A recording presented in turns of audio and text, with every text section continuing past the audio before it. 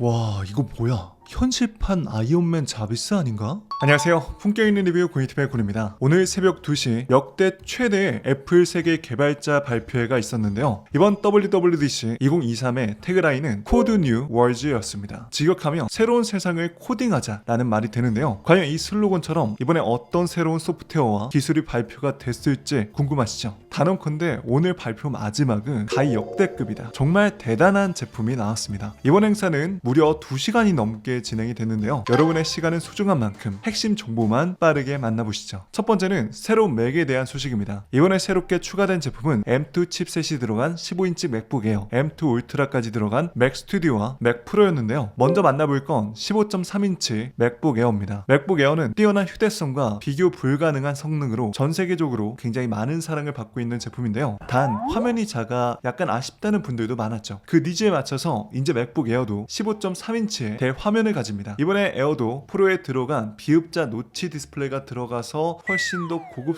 고급스럽다라고 해야 될까요? 아무튼 디스플레이 모양도 바뀌었고요. M2 칩셋으로 성능도 전작보다 훨씬 더 빨라지고 프로처럼 맥세이프 충전 기술도 들어가고요. 6개의 스피커가 들어가 사운드도 훌륭하고 스토리지는 최대 2TB까지나 지원해서 좀 더 여유있게 다양한 데이터를 저장할 수도 있고 24기가 메모리로 여러 개의 프로그램도 같이 사용할 수 있게 됐습니다. 가격은 사양에 따라 189만원, 216만원부터 시작합니다. 다음은 M2 맥 스튜디오인데요. 저도 이미 900만원 주고 지금 M1 울트라 풀 성능의 맥 스튜디오를 사용하고 있는데 단언컨대 정말 돈값 이상하는 매력적인 제품이라고 생각합니다. 자, 이번 맥 스튜디오에는 최신 M2 맥스 칩셋이 들어가는데요. M1 맥스 대비 25%더 빨라진 속도, 최대 50%더 빠르게 렌더링도 가능해졌고, 그리고 이번엔 M2 울트라도 출시가 됐습니다. M1 울트라처럼 M2 맥스 두 개의 칩셋을 합쳤고요. M1 울트라보다 CPU는 20%, GPU는 30%, 뉴럴 엔진은 40%나 더 빨라졌다고 하죠. 또 최대 메모리가 놀라지 마세요. 무려 192GB가 들어가서 50%나 증가가 됐기 때문에 무려 22개의 8K 프로레즈 영상을 재생할 수 있다고 합니다. 또 최대 8K 해상도와 240Hz 주사율을 지원하기 때문에 매우 해상도가 좋고 부드럽게 움직이고요. 프로 디스플레이를 6대나 연결해서 사용할 수도 있다고 합니다. M2 맥스는 299만원부터, M2 울트라는 599만원부터 시작합니다. 다음은 M2 울트라 칩셋에 맥 프로도 나왔습니다. 디자인은 전작과 거의 똑같다라고 보시면 되는데요. 썬더볼트 8개가 내장되어 있어서 개수가 2배나 늘었기 때문에 좀 더 연결성이 확장이 되었으며 6개의 PCI 확장 슬롯을 지원하는 젠4를 지원해 다양한 오디오 및 비디오 네트워크 저장 장치를 쓸 수 있습니다. 그래서 어떠한 작업도 수월하게 가능하다고 하고요. 가격은 1049만원부터 시작합니다. 미국 기준 새로운 맥은 오늘부터 주문이 가능하고 다음 주에 배송이 된다고 합니다. 국내 출시는 아직 미정입니다. 자, 다음은 최신 iOS 17입니다. 이번에 새로운 iOS 17은 전부 다 훨씬 더 커뮤니케이션에 집중한 모습이었는데요. 우선 전화, 페이스타임, 메시지 기능이 강화가 됐습니다. 이제 전화가 올 때 새로운 사용자와 연락처 포스터 기능을 사용할 수 있게 됐는데요. 쉽게 말해 사람들에게 전화를 걸 때나 받을 때 나나 상대방이 지정한 사진이나 이모지를 보여줄 수 있는 기능입니다. 그리고 실시간 음성 메시지 기능도 추가가 됐습니다. 가끔 모르는 번호가 오면 전화를 받을지 말지 고민되죠. 이제 누군가 전화해서 메시지를 남기면 실시간 문자로 변환해줍니다. 페이스타임도 전화를 걸었을 때 상대방이 받지 않으면 메시지를 남길 수 있는 기능이 추가가 됐고요. 메시지 앱 안에서도 좀 더 검색이 정확할 수 있도록 검색 필터가 추가가 됐습니다. 대화가 너무 많이 쌓여있을 때 읽지 않은 메시지를 바로 볼 수 있도록 우측 상단에 화살표 아이콘이 추가가 되고요. 말풍선을 쓸어 넘겨서 해당 메시지에 답장을 한다든지 음성 메시지를 문자로 변환시켜주는 기능, 위치 공유를 통해 대화 중간에 확인도 가능해졌습니다. 그리고 체크인 기능도 추가가 됐는데요. 체크인 기능은 안전이 귀가가 됐는지 알려줄 수 있는 기능입니다. 집에 도착하면 체크인이 자동으로 감지해 지인이나 가족에게 알려주는데요. 혹시라도 안전하게 도착하지 못하거나 다른 경로로 이동한다면 사용자에게 확인을 요청하거나 응답이 없을 경우 지인에게 위치나 경로, 배터리 잔량 등 주요 정보를 보내고 지인이 확인도 가능합니다. 또 좌측에 플러스 버튼을 누르면 새로운 메뉴가 추가되어 스티커 기능으로 재밌는 메시지를 만들거나 추가할 수도 있죠. 자, 이번에 에어드랍도 신박하고 좀 재밌는 기능이 추가가 됐는데요. 네임 드랍입니다. 이제 아이폰을 서로 가까이 대고 있으면 서로의 프로필이 나타나고 연락처를 쉽고 빠르게 교환할 수 있죠. 심지어 애플워치와도 교환이 가능하고요. 사진이나 비디오 보낼 때도 거리가 멀리 떨어져 있더라도 인터넷을 통해 전송이 가능합니다. 자, 이 상태에서 쉐어 플레이도 가능해졌죠. 또 키보드와 받아쓰기 기능도 강화가 됐는데요. 자동 오타 수정 기능이 좀 더 좋아졌고 음성인식 받아쓰기 기능도 더욱더 정확도가 올라갔습니다. 자, 그리고 이번에 새롭게 전원 앱이 추가가 됐습니다. 쉽게 말해 일기 앱인데요. 일기 앱 안쪽에서 사진, 위치, 음악, 운동, 사용자의 정보를 인식해 쉽게 선택과 일기 사용이 가능하고 새로운 목표를 정해서 알림이나 리마인드도 가능합니다. 자, 그리고 스탠바이 기능이 아이폰에 추가가 됐습니다. 자, 이제 아이폰을 충전 중에 가로로 돌리며 탁상용 시계처럼 새로운 정보를 보여주는데요. 와, 진짜 애플은 이렇게 파는 제품으로 나온다고 해도 사고 싶을 만큼 디자인을 진짜 잘하네요. 정말. 맥세이프 충전 거치대를 쓰시는 분들은 이제 아이폰을 탁상용 시계처럼 사용할 수 있어서 너무나 좋을 것 같아요. 또 밤에는 아이폰이 충전하는 동안 애플워치 울트라처럼 가장 낮은 밝기로 붉은 톤의 워치 페이스로 바뀌게 됩니다. 자, 이제 시리도 시리아 말고 그냥 단순히 시리라고만 해도 시리를 부를 수 있게 됐고요. 연속적인 음성 명령도 가능해졌습니다. 다음은 새로운 아이패드 OS, 아이패드 17입니다. 새로운 위젯 기능과 잠금 화면이 추가가 됐는데요. 새로운 애니메이션 효과와 편의 기능이 강화됐다고 보시면 되고요. 잠금 화면도 길게 탭해서 새로운 배경 화면 추가도 가능해졌죠. 아이폰처럼 시계 날짜 등 폰트 변경도 가능하고 다양한 위젯도 추가할 수 있습니다. 또 PDF 파일도 좀 더 아이패드에서 사용하기 편해졌는데요. PDF 파일 내에서 이름, 주소, 이메일 같은 정보도 자동 완성으로 빠르게 넣을 수 있고 사인도 추가가 가능하고 바로 메일도 보낼 수 있습니다. 또 PDF 파일 안에서 메모 기능도 추가가 됐고요. 같은 아이패드 사용자라면 실시간으로 페이스타임을 하면서도 수정사항을 공유할 수도 있죠. 다음은 새로운 맥 OS입니다. 이름은 맥 소노마라고 하는데요. 이제 장시간 컴퓨터를 사용하지 않을 때 새 화면 보호기가 추가돼서 세계 명소를 슬로우 모션으로 아름답게 보여주고 로그인하면 이 이미지가 바탕화면으로 바뀌게 됩니다. 또 위젯도 추가가 됐는데요. 기존의 위젯을 알림 센터에서만 볼 수 있었는데 이제는 바탕화면에도 추가할 수 있게 됐습니다. 또 다른 앱을 사용할 때는 위젯이 약간 불투명하게 보여서 현재 사용 중인 창을 집중해서 볼 수 있고 배경 화면 컬러에 맞게 색상도 변경이 되죠. 게임 부분도 좋아졌는데요. 맥에서는 앞으로도 좀 더 최적화된 게임 성능과 다양한 최신 대작 게임들도 플레이가 가능하다고 합니다. 만약 이번에 출시하는 디아블로 4까지 나왔다면 정말 대박이었을 텐데 약간 이 부분은 아쉽네요. 화상회의도 기능이 강화가 됐는데요. 발표자 오버레이라는 새로운 기능이 추가돼서 재미있는 방식으로 발표자의 얼굴을 보여주고 발표자는 마치 크로마키 방식을 적용한 것처럼 컨텐츠 앞에서 걷고 말하고 움직일 수도 있죠. 듣는 사람도 새로운 리액션 애니메이션과 사용자의 동작을 인식해 다양한 재밌는 효과를 가지는데요. 이거 거의 트위치나 유튜브 방송하시는 분들이 쓰시기 정말 좋은 거 아닌가? 그리고 사파리도 개인정보가 강화가 되고 웹 앱 기능으로 좀 더 즐겨찾기 사이트에 빨리 접속할 수 있는 기능들과 다양한 편의 기능들도 추가가 됐습니다. 또 새로운 에어팟 기능으로 적응형 오디오가 추가가 됐는데요. 쉽게 말해 주변 환경과 상황에 맞게 노이즈 캔슬링과 주변 소리 듣기를 섞어가며 사용할 수 있습니다. 예를 들면 길을 걸으며 노이즈 캔슬을 쓰고 있는데도 자전거 벨소리를 들을 수 있다든지 주변은 허용 모드에서도 시끄러운 노이즈를 줄여주기도 하고요. 통화할 때도 주변의 시끄러운 노이즈를 미리 제거하거나 필요에 따라 아예 음속으로 하거나 풀 수도 있죠.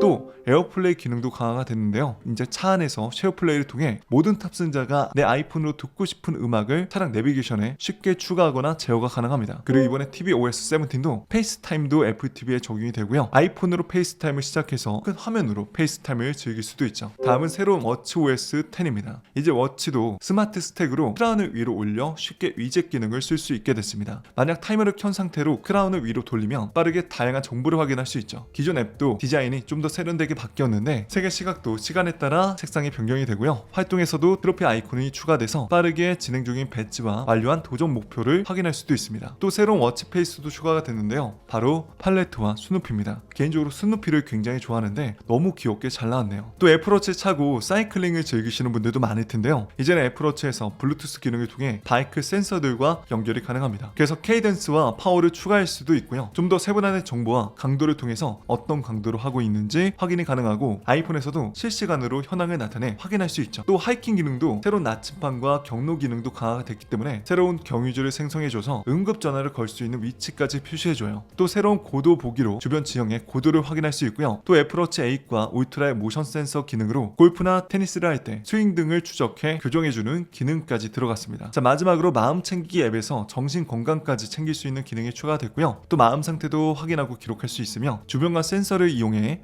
햇볕에서 보낸 시간을 측정해 알려주고 페이스 아이디 사용할 때도 시력 건강까지 챙겨주죠. 새로운 소프트웨어는 다음 달부터 베타 버전 사용할 수 있고요. 정식 출시는 가을에 나옵니다. 자, 마지막엔 이번 발표에서 가장 핵심이 되는 새로운 제품에 관한 소식인데요. 바로 애플 비전 프로. 이 발표에만 무려 40분이라는 어마무시한 시간을 쏟아내 쉴 새 없이 얘기할 만큼 이번 애플 발표에서 메인이라는 느낌이 강하게 들었는데요. 애플 비전 프로는 증강현실, AR과 가상현실, VR을 섞어서 수많은 사람들이 일상생활에서도 새로운 세계를 경험할 수 있게 해줍니다. 최신 M2 칩셋, 마이크로 올레드가 들어간 선명한 4K 디스플레이 화질, 사용자의 움직임과 표정, 시선 트래킹으로 메뉴를 빠르게 선택하고 다양한 상호작용이 가능하도록 만들어졌습니다. 또 손동작 제스처를 통해서 편하게 조작이 가능한데요. 마치 영화 아이언맨 자비스를 현실화한 듯한 느낌이 들죠. 개발 과정에서도 몇천 개의 특허를 등록할 정도로 심혈을 기울여 만들었다고 하는데요. 이제는 우리가 앞으로 비전 프로를 통해서 우리가 있는 현실 세계의 큰 화면으로 다양한 정보를 확인하고 상호작용을 하며 미디어 콘텐츠를 마치 영화관에서 있는 것처럼 즐길 수 있게 됩니다. 저는 다른 것보다 가장 소름이 돋았던 부분이 주변 환경에 맞게 탁 밑에 섀도우 적용되는 이 디테일 한번 보세요. 와, 어떻게 이렇게 자연스럽지? 정말 애플스럽다 라는 생각이 들더라고요. 그러다 보니까 마치 실제 창을 띄워놓은 듯한 느낌마저 드는 거죠. 근데 자세히 보니까 제품이 유선인데 선이 주머니 안쪽으로 가더라고요. 그래서 나중에 보니까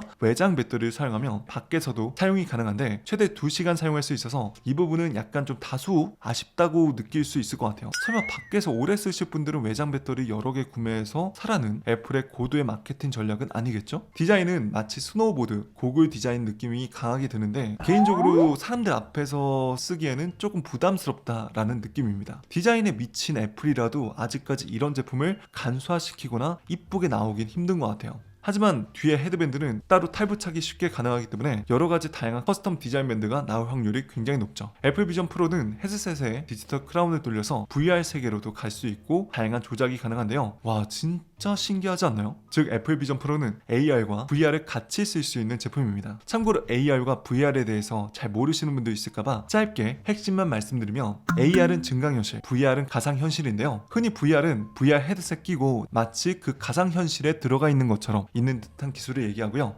AR은 VR과 달리 현실 세계에서 가상의 물체나 정보를 합성해서 실제 현실과 가상현실을 상호작용하는 공간으로 만들어주는 기술입니다. 제가 최근에 서울 모빌리티 쇼에서도 담당했던 엠비전2도 AR 기술의 표본이라고 할 수 있죠. 아무튼 비전 프로에서 AR과 VR을 넘나들며 다양한 콘텐츠와 작업이 가능하기 때문에 일할 때도 큰 화면으로 웹 서칭을 한다든지 다양한 메뉴 창을 띄워서 사용이 가능한데요. 이제 비전 프로를 통해서 모니터가 없이도 큰 화면으로 4K 화질의 디스플레이를 띄울 수 있죠. 그렇기 때문에 이제 따로 극장에 가지 않더라도 무려 30m 정도로 큰 화면을 띄워서 개인 영화관으로 바꿀 수가 있는데요. 심지어 주변 조명을 낮춰주는 기능이 들어가 있기 때문에 낮에 보더라도 마치 영화관 안에서 있는 듯한 몰입감을 선사해주죠. 그리고 3D 영화도 좀 더 입체적으로 볼 수 있게 됐으며 오디오 팟을 통해 입체 음향을 즐길 수 있어서 내가 마치 그 현장에 있는 듯한 착각마저 불러일으키는 사운드를 들을 수 있기 때문에 애플 비전 프로는 최고의 엔터테인먼트를 즐길 수 있는 제품이라 할 수 있겠습니다. 또 디즈니와 같이 협업으로 현실 세계에 마법을 부여한다고 하는데요. 애플 비전 프로의 경험을 좀 더 극대화시켜준다고 합니다. 그래서 마치 내가 바다 안에 들어가 있는 것처럼, 마치 내가 스포츠 경기장에 있는 것처럼 디즈니의 상상력을 어디서든 남들과 다르게 경험할 수 있죠. 또 여러 개의 카메라와 라이더 센서를 통해서 주변 상황과 물체를 실시간으로 파악하여 자연스러운 상호작용을 도와주는데요. 사용 중에도 근처 사람에게 사용자의 시선을 보여주고 자연스럽게 주변 사람과 대화할 수도 있고, 앱을 사용하고 있을 때는 상황에 따라 이렇게 몽환적인 느낌마저 줍니다.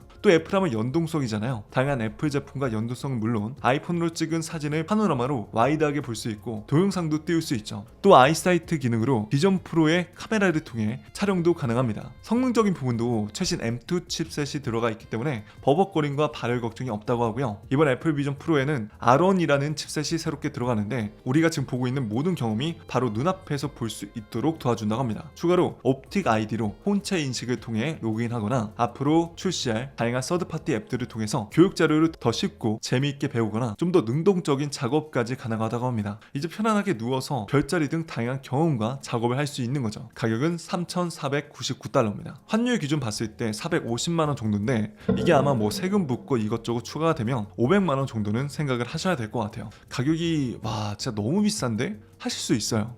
네, 제 생각에도 그래요. 출시는 내년이라고 합니다. 제가 개인적으로 이런 VR, AR, 증강현실에 좀 미친 사람인데 초점은 잘 맞는지, 무게는 또 얼마나 되는지, 착용감은 괜찮은지, 또 스피커 성능은 정확히 어떤지, 비행기 안에서도 네트워크 없이 사용할 수 있는지 등등 이런 실제 후기는 나중에 봐야지 알 것 같아요. 개인적으로 이제 태어난 VR은 항상 초기에 즐길 수 있는 콘텐츠가 매우 적고 활용도가 매우 적기 때문에 조금 지켜보셨다가 즐길만한 콘텐츠나 활용성이 높아지면 그때 구매하시길 추천드립니다. 자, 이렇게 오늘 WWDC 2023의 새로운 소프트웨어와 제품을 만나봤는데요. 사실 다른 것보다 가장 혁신적인 건 아무래도 이번에 새롭게 출시한 애플 비전 프로겠죠. 이제 나온 제품인 만큼 다양한 전용 앱들이 개발이 될 거고, 애플이 개발을 잘할수록 주변 경쟁 업체도 더 긴장하고 개발해서 앞으로 우리의 삶이 더욱더 증강현실과 가상현실 세계에 놀라운 경험을 할 수 있게 될 겁니다. 여러분은 이번 WWDC 2023 어떠셨나요? 여러분들의 소중한 의견 댓글로 적어주시고요. 오늘도 유익한 영상 도움이 되셨다면 좋아요와 구독 한 번씩만 꼭 눌러주세요. 지금까지 전 품격 있는 리뷰 고인티베 곤이었습니다. 긴 영상 시청해주셔서 감사합니다.